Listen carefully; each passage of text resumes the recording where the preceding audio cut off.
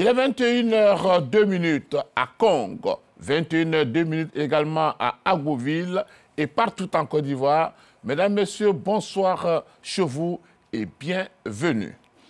La Fédération ivoirienne de football était en assemblée générale extraordinaire le week-end. L'information majeure, c'est que désormais, disons, pour la prochaine saison, on passe à 16 équipes. Et puis ici, même en Côte d'Ivoire, après donc sa signature de contrat, il s'agit de Jean-Louis Gasset à la tête d'un des éléphants de Côte d'Ivoire. Il a eu 2 sorties donc, pour la préparation pour les éliminatoires de la Coupe d'Afrique 2023. Alors, le thème que nous avons choisi pour vous ce soir, c'est bien Gasset, quel bilan après les 2 matchs?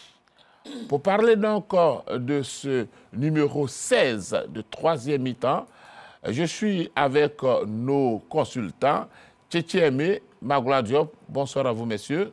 Bonsoir, Sébastien. Et bonsoir, bienvenue Sébastien. À ce rendez-vous. C'est toujours un plaisir. Avec un peu plus de recul, je sais que vous avez pris beaucoup de notes. Oui, bien évidemment. Merci bien. Bonsoir à vous également, messieurs. Kader Guilavogui et puis Seyd Dakouri. Bonsoir Sébastien. Bonsoir Sébastien. Merci d'être avec nous. Kader, c'est le tout nouveau, donc normalement. Alors je vois que déjà Seyd Dakouri est prêt. Sur la table, il y a beaucoup de papiers. Ah bon? Beaucoup de notes. Hein. Donc on va commencer avec vous. Alors, pour commencer avec vous, on va parler donc de ce que nous connaissons. 2 sorties, 2 visages différents. Est-ce que c'est ce que vous avez constaté, vous? Ben écoutez, moi, je serais tenté de dire que le bilan est flatteur. Flatteur pour la simple et bonne raison que c'est un nouvel entraîneur qui n'a pas eu le temps nécessaire de préparer une équipe. Mais quand on regarde aujourd'hui, après 2 matchs dans la poule H, la Côte d'Ivoire sort leader avec 4 points, suivi de la Zambie qui a 3 points, suivi des Comores qui ont 3 points, et le Lesotho est le dernier avec 1 point. Donc si on regarde sur le plan comptable, 2 matchs, 2 victoires, une moyenne de 2 points par match. Cela semble être flatteur. Maintenant, il y a eu 2 comportements différents de l'équipe à la maison, à Yamoussoukro, sur une pelouse qui semblait qui est du billard, et à Soweto, au Dobsonville Stadium, sur un terrain qui est archaïque, qui est construit depuis 1975, au temps de l'apartheid. Mais je pense que la pelouse n'est pas forcément un handicap, car les 22 acteurs ont eu à évoluer. Ce n'est pas parce que la Côte d'Ivoire est plus à l'aise, surtout, les 22 acteurs ont eu à évoluer. Ce que je veux dire, c'est que j'avais demandé d'être prudent, de voir Gasset sur plusieurs matchs pour faire un jugement. Le constat est clair, c'est que 87% de possession, 16 corners, 100 buts marqués. Dû à quoi? À un excellent gardien de but qui s'appelle Sekwane Mouaran, qui a fait des exploits. 7 arrêts face à une équipe où les ateliers sur le plan offensif ont montré que le coulissage effectué par les latéraux, que ce soit Mwakanenzi ou Rasensiza, ont été décisifs.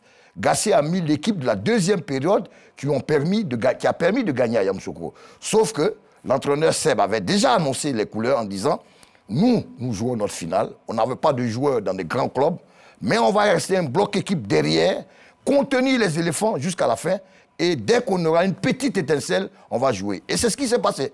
Alors la variation, comment devant une équation tactique, on n'a pas pu résoudre cela jusqu'au point de faire 0-0. Maintenant, 2 matchs, 4 points, on est leader. Si on doit se contenter de cela, je dirais non. Parce que nous organisons une Coupe d'Afrique et l'objectif affiché semble être de gagner. 2 visages différents face à une réalité, un terrain africain avec ses réalités, avec ses conditions. D'accord. Magoula Diop. Oui, Sébastien, si vous permettez, je vais faire un peu du Timothée Vassouleman. Je vais vous donner beaucoup de chiffres. Disons que Jean-Louis Gasset, pour ce regroupement-là, ce stage pour les 2 matchs face à la Zambie et au Lesotho, a convoqué 28 joueurs. Il y a 25 qui étaient effectivement présents. Et sur ces 25 joueurs, il y a 15 joueurs qui ont été titularisés et on a eu 7 remplacements. Sur les 25 joueurs, il y a 18 qui ont été effectivement utilisés, dont un gardien de but, 8 défenseurs, 3 milieux de terrain, 6 attaquants. Et il y a 3 joueurs qui ont été uniquement des remplaçants. En termes de temps de jeu, il y a 3 joueurs qui ont joué tous les matchs, l'entièreté des 2 matchs. Ce sont Badra Ali, Serge Aurier et Sangaré Ibrahim. Et puis, on a 5 autres joueurs qui sont au-dessus de 100 minutes de jeu, à savoir Christian Kwame, Seri Jean-Michel, Mas Gradel, Wilfried Zaha et Ghislain Conan. À partir de ces chiffres-là, je pense que Sébastien, on peut tirer des enseignements et au cours de l'émission, je vais tirer des enseignements. Je vais simplement ajouter qu'il y a 7 joueurs qui n'ont pas été utilisés du tout par Jean-Louis Gasset.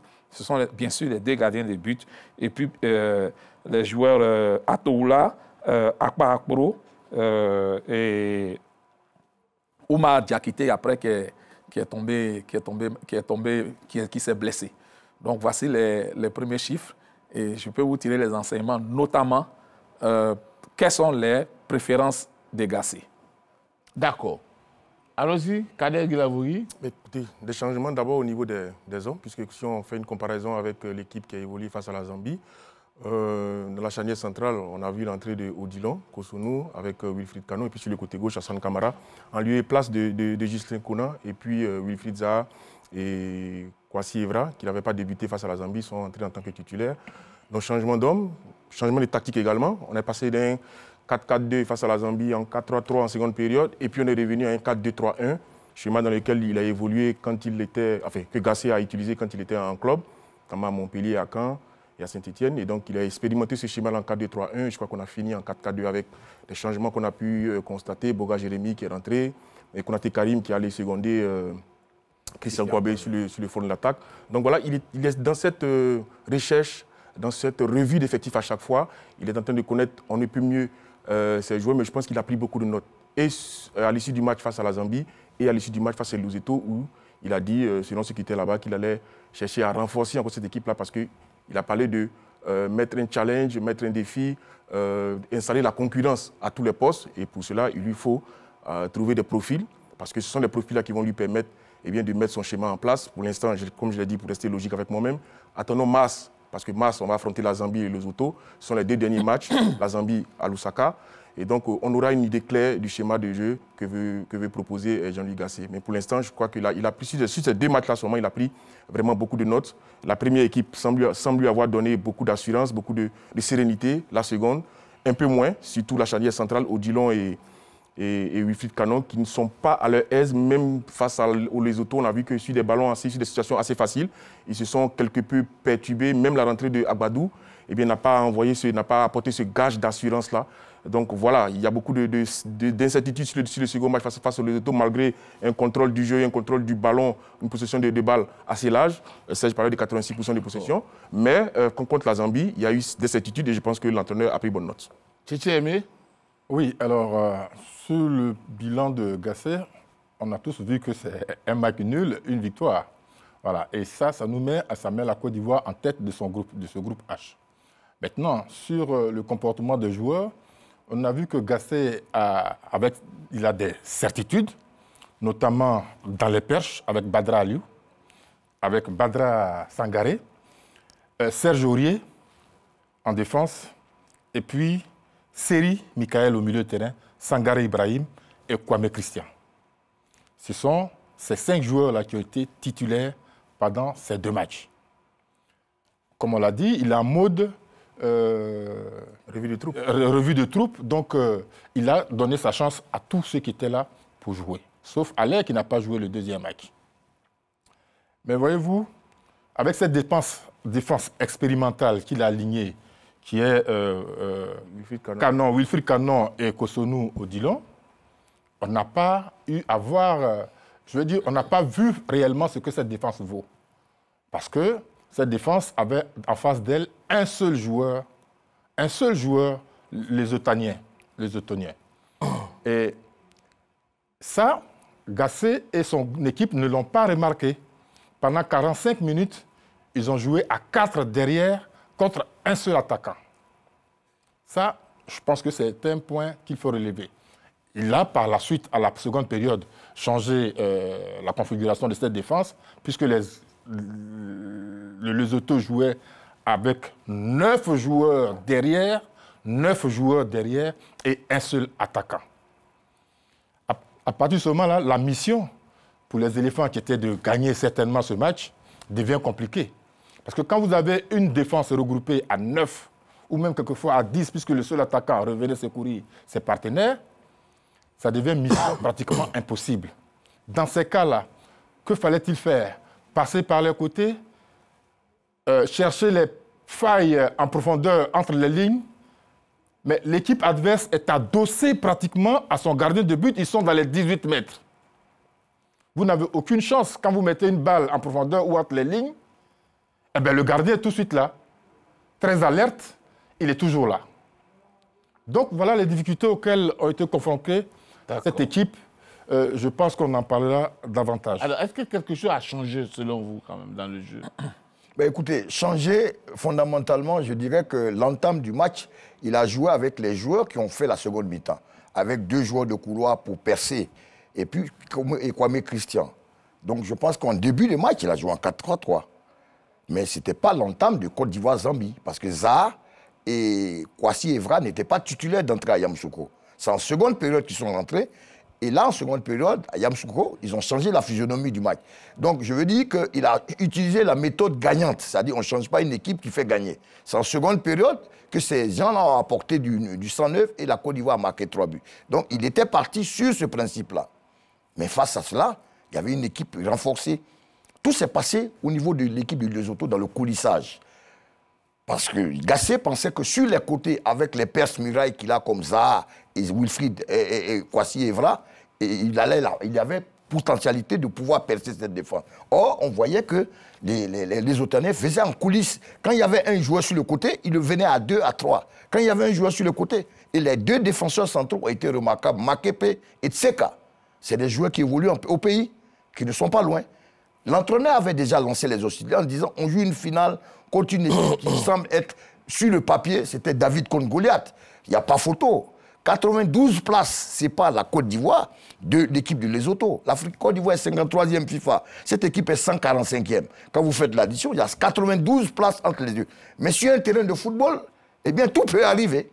Et c'est ce qui est arrivé. Mauvaise pelouse, elle est valable pour les 22 acteurs. Joueur peu inspiré avec un Wilfried Zaha très nerveux. Je pense que tout ça, il faut en tirer. Et puis, le remplacement effectué sur Kosonou. C'est juste quand Kosonou crée un coup franc. Vous vous rappelez qu'il y a eu une poussette sur l'attaquant. Quand il y a eu la poussette, cela a amené le coup franc. C'était la première occasion de Lesotho. Parce qu'une équipe qui a 13% de possession contre 87, le secteur défensif ivoirien n'a pas été inquiété. Si ce n'est pas que sur 2 ou 3 balles arrêtées, ça veut dire que la Côte d'Ivoire a joué constamment dans le camp du Lesotho. Maintenant, avec les joueurs qu'on a, pourquoi nous n'avons pas pu marquer? Le travail en atelier sur les plans offensifs a-t-il marché ou pas? La réponse est là. On n'a pas pu désamorcer ce coffre-fort du Lesotho, qui a compris qu'elle n'avait pas les armes pour rivaliser contre la Côte d'Ivoire, et donc elle a choisi une option, une vraie opposition de style. Maintenant, Gassé, avec son âge et sa ruse, n'a pas pu déjouer ce piège. Est-ce que ce sont les joueurs qui étaient sur le terrain qui étaient défaillants? Est-ce que le changement de ce système n'a pas porté ses fruits? Le problème, il n'a pas le temps nécessaire pour préparer l'équipe, et encore, il y a du travail, il y a du chantier, et les réalités africaines de temps en temps, ça constitue un handicap. Vous allez réagir rapidement et puis on va donner la parole à Magoula. Alors, je voudrais simplement dire que beaucoup de choses ont changé dans cette équipe de Gassé. Habituellement, la Côte d'Ivoire joue dans un schéma classique de 4-3-3. Aujourd'hui, la Côte d'Ivoire part de 4-4-2 qui se transforme en 4-2-3-1. Et puis finalement, on termine très souvent avec 2 attaquants de pointe, notamment quand il fait rentrer Konaté Karim. Donc il y a des choses, il y a de l'évolution au fur des matchs. Voilà. Et ce n'est pas un dispositif tactique qui est statique. Ça évolue en permanence, selon les joueurs. D'accord? À partir de là, face aux Lesotho, ça a été un gros problème. La Côte d'Ivoire, pour une fois, a fait 747 passes. A réussi 747 passes, mais des passes assurées. On va me dire, on ne va pas de l'avant, mais les gens sont dans leur camp, vous ne pouvez rien faire d'autre. Le problème, est-ce que les balles arrêtées dont nous avons bénéficié, le coup franc, il y en a eu 7 coups francs, on n'en a pas bénéficié. on ne les a pas transformés. Il y a eu 16 corners, on ne les a pas transformés. Oui, là, il y a un problème. Mais sur le plan du jeu, la Côte d'Ivoire a été supérieure.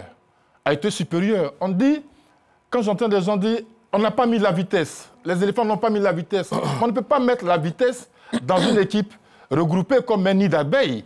C'est impossible. Voilà. La chose, c'est qu'il faut les faire sortir. Or, pour les faire sortir, il faut que les gens veuillent sortir.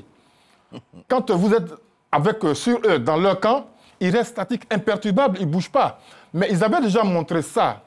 C'est là où je me pose la question, est-ce que les Ivoiriens ont vu le match que Lesotho a joué contre la Zambie, le Comore? Ouais. Ils ne l'ont certainement pas vu. Parce que c'est dans cet esprit-là qu'ils ont joué ce match contre les Comoriens.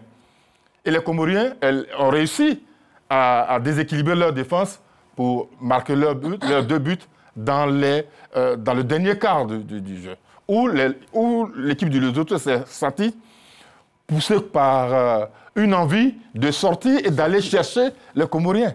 Ça a été leur erreur.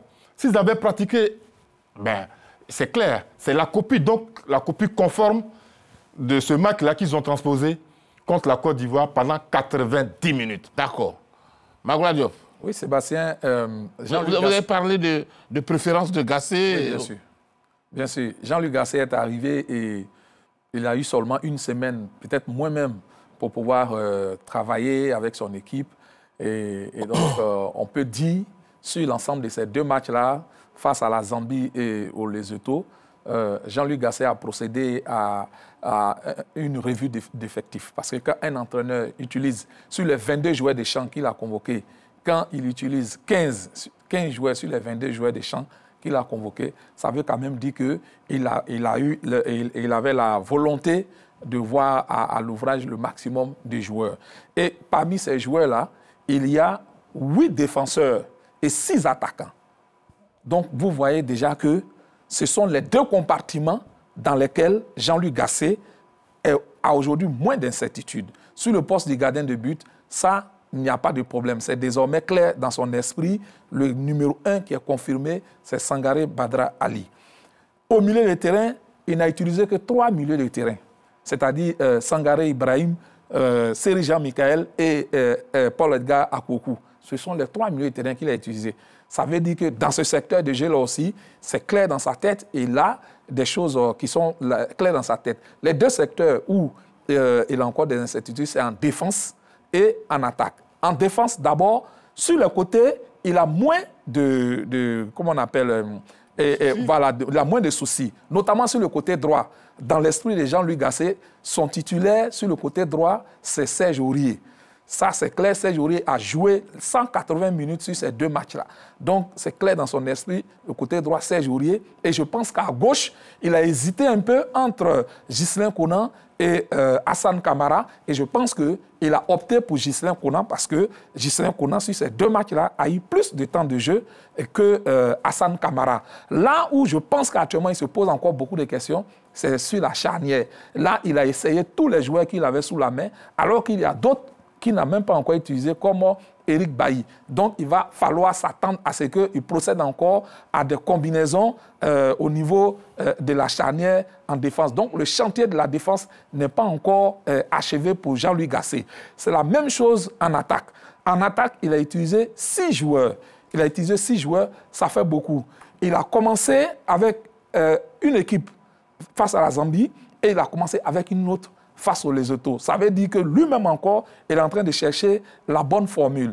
Il a essayé sur ces 2 matchs-là 2 systèmes, le 4-4-2 et le 4-2-3-1, sur lesquels il a eu à jouer.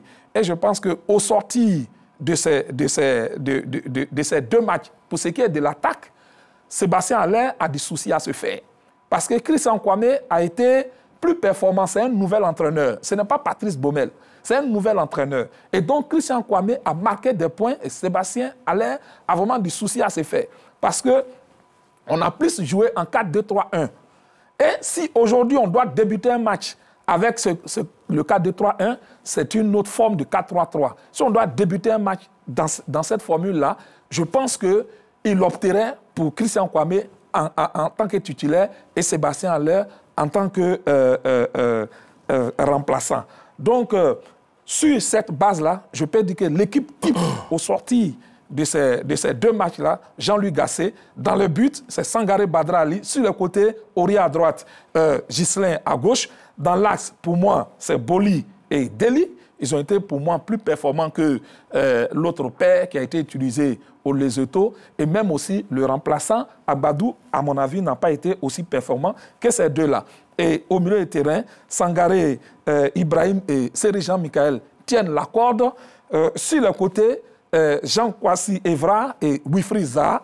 Et il utilise Mas Gradel pour le moment en numéro 10. Je ne sais pas s'il va continuer ainsi, mais c'est sa préférence pour le moment. Et en pointe, c'est Christian Kwame. Voici ce que je note au sortir de ces deux matchs. Et donc, Sébastien Haller a des soucis à se faire. Alors, est-ce que Sébastien Haller, Kadek Guilavogui est en danger?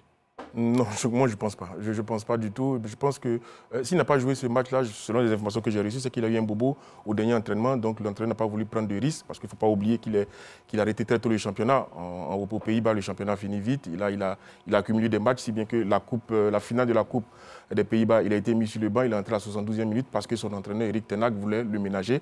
Et c'est dans le même esprit que Gasset a voulu le mettre sur le banc. Et déjà même après le match face à la Zambie ici, à la conférence de presse, ceux qui ont suivi, Gasset avait annoncé que ceux qui ont joué plus d'une demi-heure allaient être ménagés sur le match face aux Lesotho. Je pense que tout ça, l'un mis dans l'autre, eh bien, il y a une volonté de ménager ce garçon-là, comme tous les joueurs qui ont fini, on le dit, dans la dernière saison, dans une période assez cruciale où la fracture de fatigue n'est pas loin. Non, je ne pense pas qu'il est en danger. C'est un joueur qui a du talent. Maintenant, sa place n'est pas acquise. Hein. Il doit se battre, il doit confirmer. Comme il a dit, je suis là où je suis d'accord, c'est un nouvel entraîneur qui est en train de voir tout le monde à l'œuvre. Eh bien, la place sera donnée au plus méritant. Pour l'instant, Christian Kwame a marqué des points, il a marqué des buts. Maintenant, c'est à Haller de confirmer tout le talent qui le caractérise. Mais après, je vais revenir sur un sujet assez important que Aimé a souligné. C'est au niveau de la sérénité de cette défense centrale. Canon Wilfried et non pas Deli Simon, Kosonou. Il y a moins d'assurance, il y a moins de confiance. Parce que si un match comme celui face aux Lesotho, l'idéal aurait voulu qu'on ne joue pas à deux contre un attaquant. Mais c'est cette confiance-là que ces deux défenseurs n'ont pas, qui les oblige à rester à quai et de ne pas faire de dépassement des fonctions. Mais si vous mettez Deli Simon et Boli, vous allez voir qu'à un moment donné, Deli Simon, comme il a une très belle conduite de balle, il a gagné en confiance, mais il est capable de casser les lignes, d'aller apporter ce surnom au milieu du terrain et d'apporter ce surnom-là offensivement. Mais ces deux défenseurs-là, que sont Wilfried Canon et Odilon, sont à la recherche de cette confiance-là. Et qu'on le voit, sur des situations même peu dangereuses, ils ont du mal à s'exprimer parce que c'est une défense expérimentale, on l'a dit, et parce que l'entraîneur, je l'ai dit, a pris beaucoup de notes. Donc forcément, il est en train de rechercher des doublures à tous les postes. On parle de Serge Aurier qui a une place assurée, mais la doublure de Serge Aurier, jusque-là, on la cherche. C'est vrai qu'Atola n'a pas été testé, c'est un garçon qui a du talent, mais il va continuer à chercher. Et on parle de ce fameux numéro 10. Quand on veut jouer en 4-2-3-1, il va forcément falloir un patron, un numéro 10. Est-ce que Mas Gradel est à l'aise à ce poste-là? Je ne pense pas. C'est un avaleur d'espace, c'est un joueur qui aime être sur le côté, qui aime partir de loin. C'est vrai qu'il a de la volonté, il a un abattage terrible, mais est-ce que dans le rôle du patron, est-ce que Gradel a la qualité suffisante pour le faire?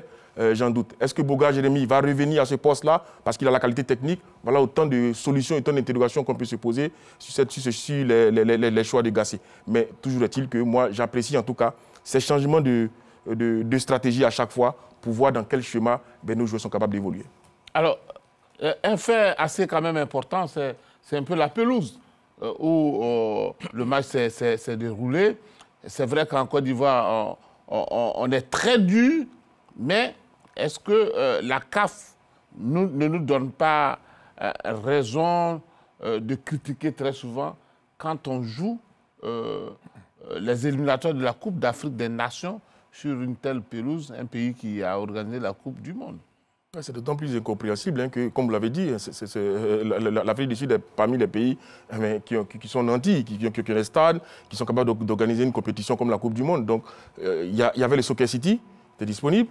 Il y a Ellis Park qui est disponible, qui a habité les matchs de la Coupe du Monde. Donc, c'est incompréhensible qu'on puisse jouer sur cette pelouse-là. Et tenez-vous bien, au dernier entraînement, quand les éléphants sont venus à la reconnaissance de la pelouse, l'entraîneur a demandé à celui qui s'occupait de la pelouse de tailler la pelouse. Imaginez-vous cette pelouse-là qui n'avait pas été taillée, sur laquelle les éléphants devaient jouer. Là encore, elle a été taillée. Je vous laisse deviner le spectacle auquel on aurait assisté si cette pelouse n'avait pas été taillée. Ça vous dit un peu la difficulté qu'ont eu les deux équipes, surtout pour une équipe comme la Côte d'Ivoire qui est joueuse. Donc, forcément, c'est un handicap. Saïd Akouri. Moi, je voulais quand même qu'on revienne un peu sur un élément. Vous avez parlé de pelouse, mais je voulais qu'on parle d'un élément. Allez-y. Un attaquant comme Sébastien Haller a joué la Ligue des Champions. Quand vous prenez Christian Kwame et Sébastien Haller, il n'y a pas de comparaison.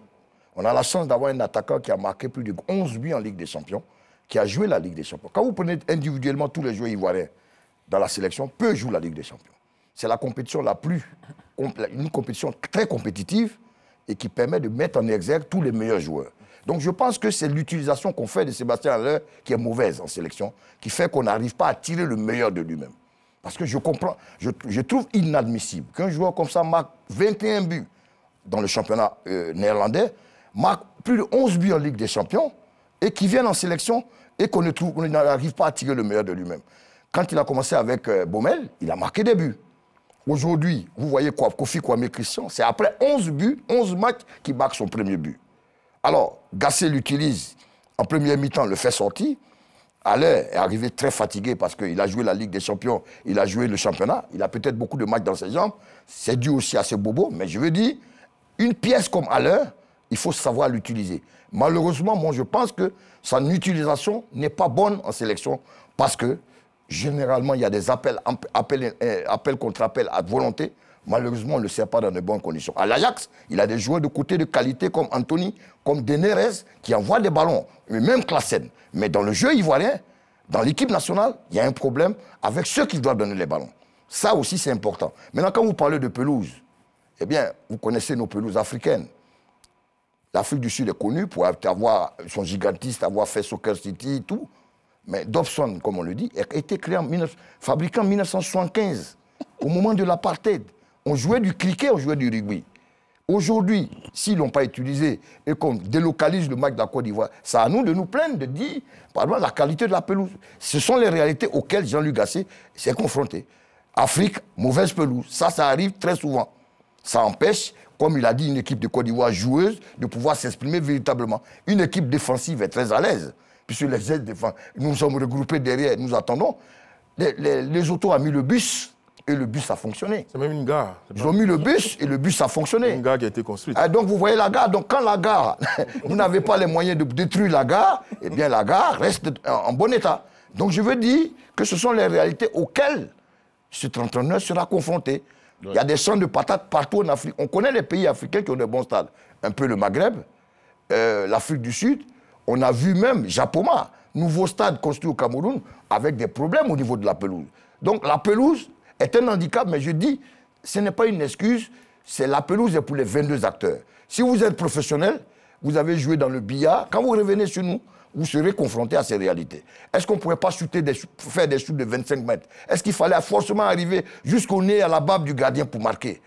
Est-ce qu'il ne fallait pas jouer très vite, changer? Mais je dis, l'entraîneur, on ne va pas tirer en permanence sur l'ambulance qui est Gasset, mais il est excusable pour la simple et bonne raison qu'il vient de commencer et il cherche ses marques. D'accord, allez-y. Alors, moi, je ne sais pas d'où vient l'idée de parler de cette pelouse. Hein. Moi, je la trouve bonne. On a vu pire. Ah, d'accord. On a vu pire. Donc, les éléphants n'ont pas gagné. On est tous d'accord qu'ils n'ont pas gagné. Ils n'ont pas joué, ils n'ont pas mal joué non plus. Voilà. Ils n'ont pas marqué. Ils n'ont pas marqué. Voilà. C'est là où se situe le problème. C'est là où se situe le problème. Moi, mon souci, ce n'est pas à ce niveau. Hein. Quand vous dites que c'est une bonne pelouse, OK. Ah bon? Mais vous avez eu le temps de critiquer très souvent le stade en Côte d'Ivoire ici, alors qu'aujourd'hui, vous êtes tombé sur des stades qui sont pires que ce qu'on voit ici. Vous parlez de la généralité. Vous êtes trop dur avec la Côte d'Ivoire. Vous êtes trop dur. La Côte d'Ivoire a une image à défendre. Vous êtes trop dur. La Côte d'Ivoire a une image à défendre. Parce qu'aujourd'hui, si vous appréciez ce stade de Dobson, c'est que... Bon, mais là, il a été conçu en 75. Je tombe des nues. Ça, c'est votre avis. Mon avis aussi est qu'on a vu pire. On ne peut pas, pour l'image de la Côte d'Ivoire, on ne peut pas laisser le stade des BP tel qu'il était. D'accord. Voilà. On ne peut pas l'accepter. D'accord, j'ai compris. Il me semble que nous avons été entendus. Oui. D'accord. Et Yamoussoukro a été revu. Vous avez un mot à dire là-dessus? Maintenant, si vous permettez. Allez-y. Après l'épisode de la pelouse, on va parler de Sébastien Haller. Sébastien Haller, on le sait, Serge Akouri a fait tout ce qu'il a fait pendant cette année, a fait le bilan de cette année, de sa saison. Est-ce que ce n'est pas Sébastien lui-même qui est le problème? Comment ça? J'ai l'impression qu'il n'arrive pas à s'adapter. Voilà pourquoi je pose la question, est-ce que ce n'est pas lui qui est le problème? Parce que quels que soient les joueurs qu'on aligne à ses côtés, il ne se retrouve pas. Mais il n'est pas le premier. Il y a des joueurs, on a connu des joueurs comme Dagui Bakary qui étaient en équipe nationale qui n'ont jamais pu piquer alors qu'ils étaient meilleurs dans le championnat français, qui n'ont jamais donné le meilleur d'eux-mêmes. Je veux dire, qui n'ont jamais donné satisfaction. Donc je me pose la question et je suis d'accord avec Magoula quand il dit que Sébastien a intérêt à se méfier parce qu'il est menacé. C'est juste. Parce qu'en fin de compte, on ne va pas changer toute une équipe pour un seul joueur. En club, c'est possible parce qu'en club, les gens se retrouvent tous les jours pour s'entraîner. En équipe nationale, ce n'est pas pareil. La preuve, quand l'équipe nationale rate un match, toute la Côte d'Ivoire est en transe. On est tous en transe. Voilà. D'accord. Donc c'est à lui de se revoir aussi. D'accord. Après, c'est pas D'accord. Allez-y d'abord.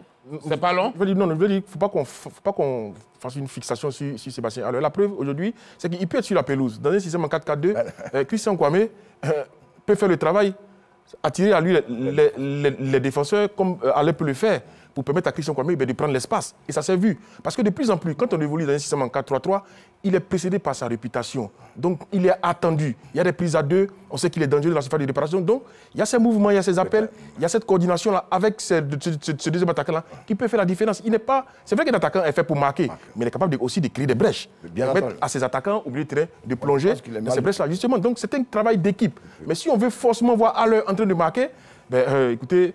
on va passer des heures à discuter. Après, c'est son travail sur le plan collectif, ces déplacements qui peuvent permettre à ses coéquipiers de marquer des buts.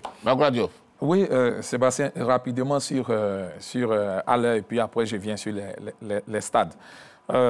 Sur Haller, c'est clair, c'est indéniable, et personne ne dit le contraire ici. Sur ces deux matchs, Christian Kwame est celui qui a tiré son épingle du jeu. C'est clair, c'est net, c'est indiscutable. Le jeune qui a été toujours critiqué a été très performant sur ces deux matchs-là. Et moi, je salue cela.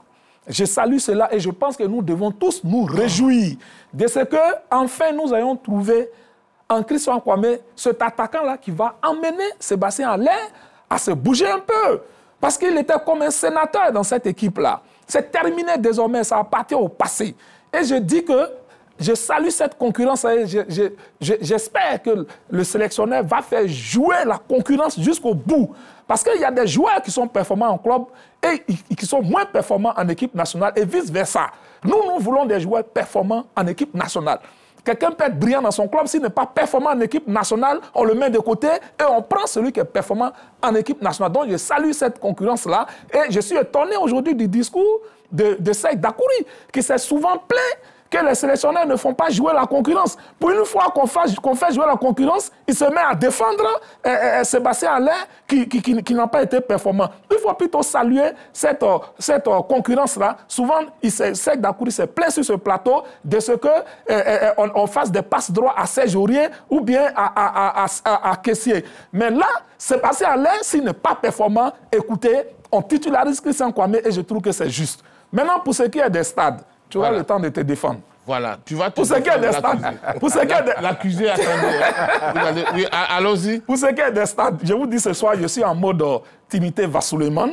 Et avec des chiffres. Et donc, sur les deux journées des éliminatoires de la CAN 2023, les deux premières journées, il y a eu 44 matchs au total. Et sur ces 44 matchs, il y a 17 matchs qui se sont joués sur terrain neutre, entre griffes. Ça fait beaucoup, Sébastien. Ça fait environ 4 matchs sur 10 qui se sont joués, disons, sur terrain neutre. C'est beaucoup. Et sur les 46 équipes, puisque le Kenya et le Zimbabwe ont été suspendus par la CAF, et donc, au lieu de 48 équipes, on a actuellement 46 équipes qui participent à ces éliminatoires. Et sur ces 46 équipes qui participent à ces éliminatoires, il y a 17 pays dont le terrain n'est pas homologué. Ça fait beaucoup, Sébastien Haller. Sébastien Wogné. C'est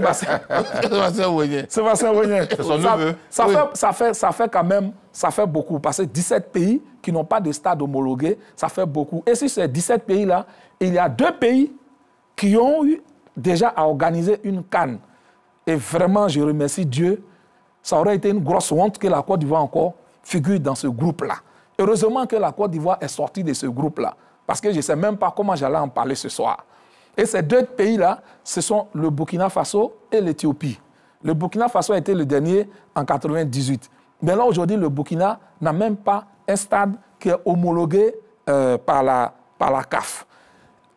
L'autre pays qui est étonnant aussi, c'est le Rwanda, qui a eu à organiser le CHAN en 2016 et qui, aujourd'hui, est présenté comme un grand pays émergent. Donc, on se rend compte que le football est un parent pauvre au Rwanda.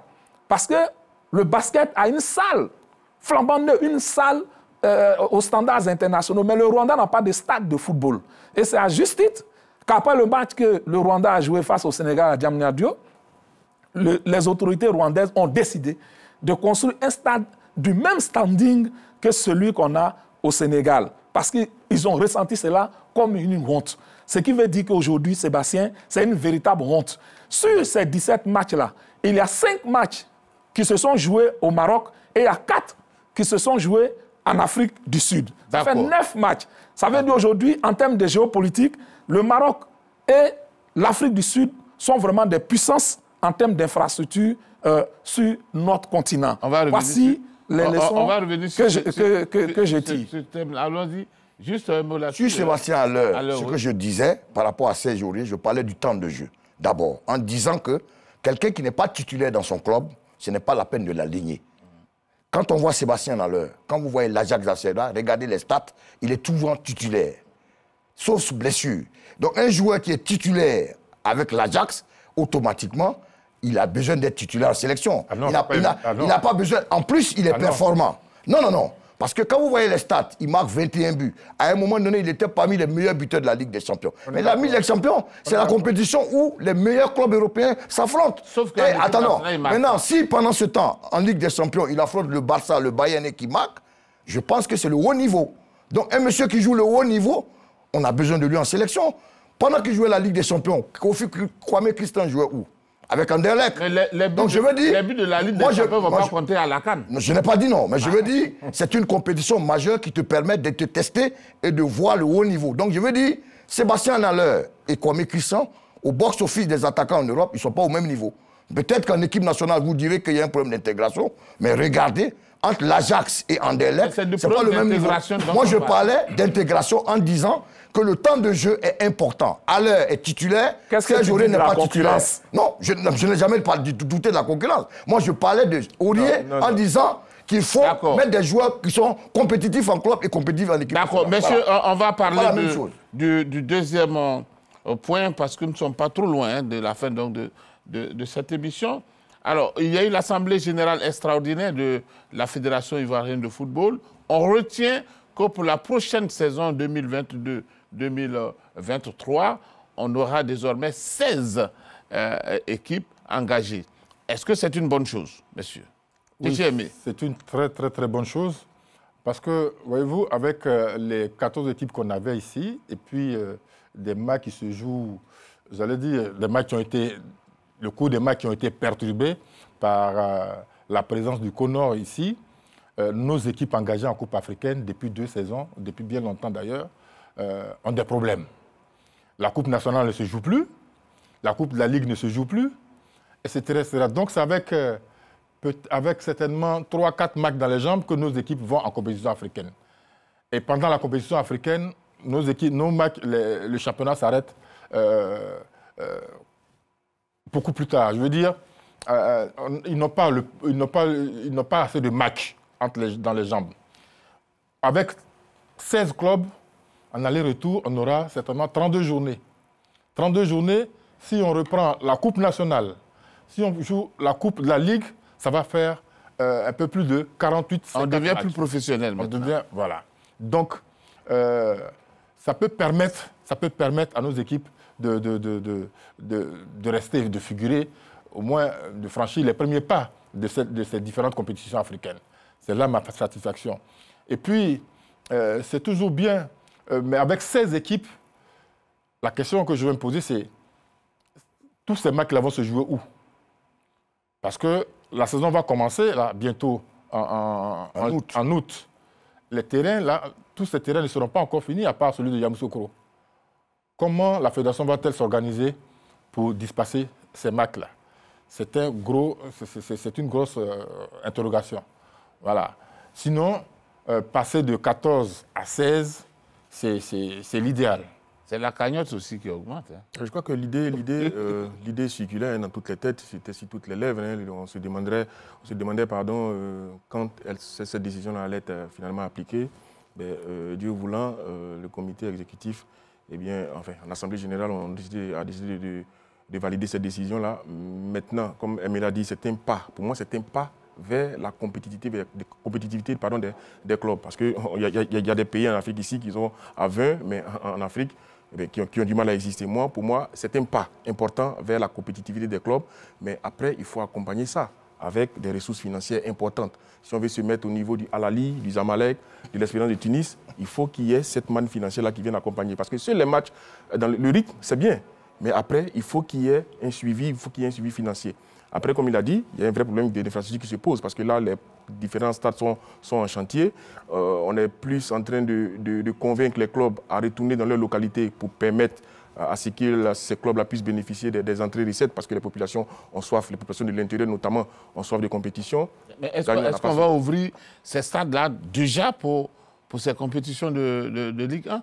Forcément, quand vous passez à 16, vous êtes obligé de... C'est pas évident. Absolument, il y a déjà prêt. C'est pas évident que... Après, le stade de Gagnoa est bon. Après, il y a peut-être des travaux qu'il faut faire sur certains matchs. Voilà, à San Pedro, à San Pedro, il faut... Mais ce que je veux dire, c'est que le constat est clair. C'est le ranking du championnat de Côte d'Ivoire qui pose problème. Voilà la vraie problématique. Aujourd'hui, le championnat de Côte d'Ivoire est 14e dans le ranking CAF. Pourquoi le championnat de Côte d'Ivoire a baissé en qualité? Ce qui fait que nos équipes ne sont pas compétitives. Aujourd'hui, des championnats comme ceux du Burkina, de la Guinée, nous ont dépassés. Donc, le championnat n'est pas compétitif. Dans le ranking, nous sommes mal classés. Alors, quand on va à 16, c'est sûr qu'au niveau chiffre de match, ça augmente. Ça c'est évident. Comme il a dit, on passe à 32 journées. Mais le ranking, il faut l'améliorer avec d'autres éléments. Comme il a parlé, il faut du renforcement financier. Il faut aussi avoir des infrastructures pour accueillir ces matchs. Parce que si tu veux avoir une équipe compétitive, pour arriver à rivaliser avec Al-Ahly, Espérance de Tunis, Mamelodi, Sandan et autres, le Carré ou bien le WAC, le Wydad de Casablanca, il faut avoir 45 matchs dans les jambes. Ça veut dire au-delà du championnat, des coupes nationales, des autres compétitions alternatives qui permettent d'avoir le gaz, d'avoir des clubs compétitifs comme la SEC. Remarquez que quand la SEC a joué la Ligue des Champions, les compétitions, elle avait beaucoup de matchs en retard.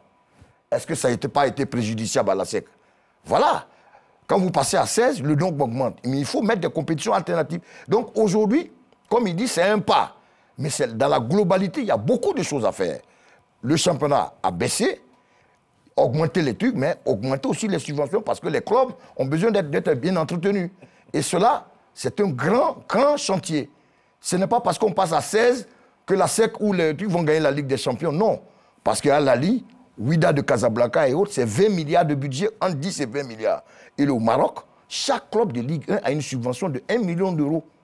Ça fait 650 millions de francs CFA. On peut se permettre de payer un entraîneur expatrié qui vient d'Europe à 10 millions. On peut entretenir des joueurs. Donc, le fossé avec le Maghreb est dû aux moyens. Ce n'est pas en augmentant le nombre d'équipes ou en championnat que on va être compétitif avec le Maghreb. Non, il faut envoyer d'autres moyens pour cela. D'accord. Voilà. Après, c'est au club de trouver les moyens de... Alors, demandez la permission à Magloire. Si vous permettez, rapidement, je voulais juste ajouter. D'accord. C'est vrai que passer à 16, c'est déjà un pas, on l'a tous reconnu, mais ce sera aux dirigeants de faire des efforts. Absolument. Parce que quand je regarde, à supposer que Bafing termine deuxième de ce championnat, à supposer que le Bafing... L'équipe de Bafing peut-elle affronter le Zamalek dans une compétition africaine? Qui peut, même ici? Aucune équipe en Côte d'Ivoire ne peut affronter ni le WAC, ni le Zamalek, ni Al-Ahly, ni même Mamelodi Sundowns en Afrique. C'est dû à quoi? C'est la SEC quand même. La SEC ne peut pas, parce que la SEC vend ses meilleurs joueurs. Ils ont d'autres priorités, la SEC. C'est pour ça que je ne les cite pas. Ils ont d'autres priorités.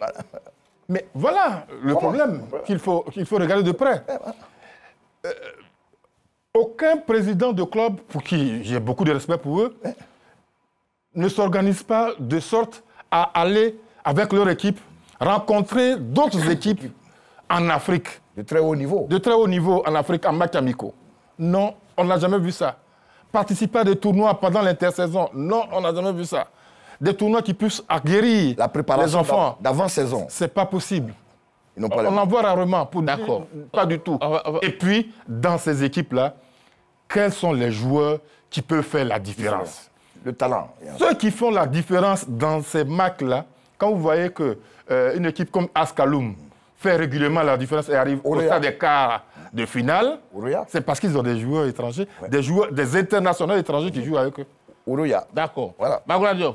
Oui, Sébastien, vous voyez, quand je vous dis que la normalisation a été une très mauvaise chose pour le football ivoirien, la preuve est faite. La preuve est faite.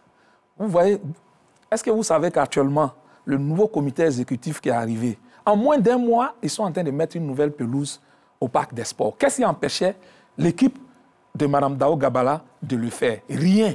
C'était une question de volonté. Le passage à 16 clubs était acquis à l'Assemblée générale du 4 juillet 2020. C'était acquis. C'est simplement l'application qui restait à faire et qui était laissée au comité exécutif qui allait être élu au cours de l'élection qui devait être organisée par la suite. Donc, c'était déjà acquis. Vous avez vu comment le passage à 16 clubs est passé comme lettre à la poste. Rien n'empêchait le comité de normalisation de Mme Dao Gabala de le faire, d'organiser cette assemblée générale-là, de nouveau, d'appeler les clubs, et puis demander aux clubs si ils reconduisaient, comment on appelle, l'accord qu'ils avaient donné pour qu'on passe à 16 clubs. Et ça aurait pu se faire. Mais le comité de normalisation avait un autre agenda et donc il a mis le football ivoirien en retard. Heureusement que nous avons un nouveau comité exécutif avec des personnes outillées en la matière qui ont décidé d'organiser la saison prochaine un championnat à 16. Moi, je pense qu'il faut aller même jusqu'à 18, mais il faut aller pas à pas. Absolument. Maintenant, comment on passera à 16? C'est ça le grand problème. Donc, la question des 16 clubs, ce n'était pas ça la grande... Puisque c'était acquis depuis 2020. Maintenant, comment passer à 16? À l'Assemblée générale, ils ont dit qu'ils laissaient la latitude aux différentes ligues, à la Ligue professionnelle, à la Ligue amateur, de proposer, comment on appelle, les mécanismes. Mais moi, je pense qu'il faut d'abord appliquer les règles. Les règles, c'est 2 montes, 2 descentes. Ça, c'est ça la règle. Donc, on ne peut pas empêcher les deux premiers de la Ligue 2 de monter et les 2 derniers de la Ligue 1, normalement, doivent descendre. Mais il se trouve que, comme on doit passer à 16 clubs, les clubs de Ligue 2, les deuxièmes de Ligue 2, selon les règlements actuels, ils n'ont pas le droit d'aller en Ligue 1. Donc, on peut organiser un barrage entre ces deuxièmes-là et puis les 2, comment on appelle, derniers de Ligue 1 pour voir les clubs qui peuvent rester comment on appelle, en Ligue 1. Donc, cela est à voir, Sébastien, mais je pense qu'il aura forcément un système de promotion, une relégation qui sera organisée. Les barrages, on doit remettre encore les derniers de la Ligue 1. Je trouve que ça n'a pas de sens. Pour moi, oui, mais ça peut se faire. Peut-être le 13e, je peux comprendre, mais pas le dernier qui doit le dernier doit descendre. Bon, dans tous les cas, les 2 deuxièmes des 2 poules, eux, sont concernés par les barrages. Oui, je suis d'accord. Dans tous les cas, on ne peut pas faire monter comme ça les 2 deuxièmes parce qu'ils n'ont pas le droit. Absolument, c'est pour ça que je parle des barrages. Donc, ils doivent les barrages. Mais le dernier, lui, doit descendre. Le choix a été laissé à la Ligue professionnelle. À la Ligue professionnelle. Qui fait des propositions. Et qui sera validé en Assemblée générale. Sera validé. Ce qu'on veut dire, c'est que notre championnat, il y a urgence. Il y a urgence à la demeure. L'urgence, c'est que depuis pratiquement depuis 2014, où le COE a joué une finale de la Coupe CAF contre Al Ahly d'Égypte, ça fait 2014 à aujourd'hui, Sébastien, si mes calculs sont bons, ça fait 8 ans. Ça fait 8 ans qu'une équipe ivoirienne de club n'a jamais pu atteindre le stade des finales. Il y a 30 ans, la SEC pouvait regarder dans les yeux le Raja de Casablanca à l'époque des Oscar Fouillonné. Aujourd'hui, le Raja, tout comme le WAC, eh bien, il y a un grand fossé avec nos clubs. Donc je veux dire que passer à 16, c'est un départ. Mais il y a beaucoup d'autres choses qu'il faut améliorer. Comme ils disent, les dirigeants doivent faire preuve d'imagination. Oui, mais il faut qu'on l'accompagne avec l'État aussi, avec beaucoup de choses. Parce que Vous ne pouvez pas jouer contre une équipe qui a 20 milliards de budget, vous avez à peine 150 millions. Sur la durée, l'équipe la plus structurée, la plus organisée va gagner. Nos problèmes, c'est que notre championnat, le fossé s'est agrandi entre la Côte d'Ivoire et le Maghreb, entre la Côte d'Ivoire et certains pays comme l'Afrique du Sud, parce qu'aujourd'hui, remarquez, depuis 10 ans, c'est toujours Africain, Mamelodi, WAC de Casablanca, Al Ahly d'Égypte et les autres. Donc je veux dire, et TP Mazembe. TP Mazembe entre autres, parce que là-bas, il y a des milliardaires. Les salaires ne sont pas les mêmes. Il y a des joueurs du TP, il y a des joueurs congolais qui quittent le Congo. Regardez, je vous donne un exemple. Comment un sélectionneur, Florent Ibenge, quitte Vita Club et va entraîner un club au Maroc, Berkane. Et avec Berkane, avec les moyens, il est vainqueur aujourd'hui de la Coupe de la Confédération. Et Berkane appartient au président Fawzi Lekba, le président de la Fédération royale marocaine. C'était une équipe qu'on ne connaissait pas. C'est pas forcément avec les moyens. Non, mais je veux dire, il est compétent. Moi, je pense qu'il faut un minimum d'organisation également. Un minimum d'organisation. Non, je suis d'accord. L'organisation va avec les moyens. C'est clair. Mais l'agence ne peut pas tout faire. Non, mais je veux dire, vous mettez l'organisation. Parce que le COE n'avait pas le budget de Al Ahly, mais on a vu le COE en 2014, on a vu le parcours du COE. Parce que le COE a réussi à conserver ses joueurs. Si plusieurs années, le COE a eu le temps de jouer en Ligue des Champions et en Coupe de la Confédération. Parce que le COE a pu le faire, parce qu'à cette époque, Eugène Diomandé avait un matelas financier qui lui permettait, avec la fonction qu'il avait, de garder des joueurs. Mais quand le matelas financier est parti, puisque ça reposait sur un seul individu, vous avez vu la dégringolade. C'est ça le problème aussi. Alors messieurs, nous avons bénéficié d'un temps assez large pour vous permettre de vous exprimer. C'est ce que vous avez fait. Mais les bonnes choses ont une fin. Et puisque les bonnes choses ont une fin, eh bien, on va s'arrêter ici pour ce numéro 16 de 3e mi-temps. Et puis, on se donne rendez-vous mercredi prochain, tout en saluant encore une fois nos amis de Congo et d'Agboville. Merci et bonne suite de programme sur RTI2.